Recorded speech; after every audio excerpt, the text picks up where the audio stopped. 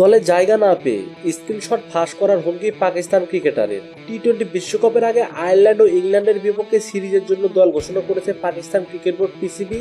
সিরিজের দল থেকে বাদ পড়েছেন পাকিস্তানি ক্রিকেটার ওসমান কাদির। দলের সুযোগ না পেয়ে স্ক্রিনশট ফাঁস করার হুমকি দিয়েছেন তিনি। পাকিস্তান জাতীয় দলে 25টি টি-20 খেলা ওসমান 20 ইনিংসে 31টি উইকেট নিয়েছে।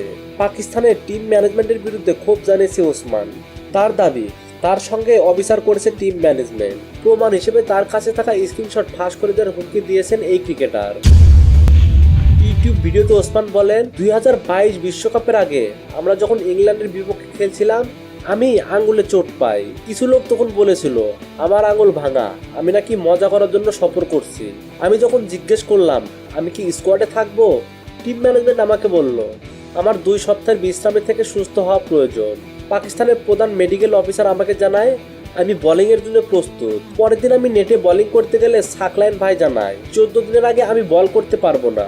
এছাড়া তিনি আরো বলেন তাকে বিশ্বকাপের দল থেকে বাদ দেওয়ার আগে ত্রিদেশীয় সিরিজের ফাইনালে না খেলানোর ব্যাপারে সঠিক ব্যাখ্যা দেওয়া হয়নি। বিশ্বকাপের পাকিস্তান দল থেকে বাদ পড়ার পর পিএসএলও দল পায়নি ওসমান কাদির।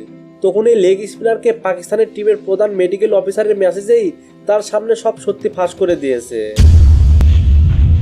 সেই সময় ডাক্তারের সঙ্গে কথোপকথনের কথা জানিয়ে ওসমান বলেন, আমি যখন ডাক্তারকে মেসেজ করলাম এবং বললাম যে সেই সময় আপনাকে বলেছি আমি ফিট, আমাকে খেলতে দিন, আপনি শুনেননি, এই সব কিছু আপনার কারণে হয়েছে।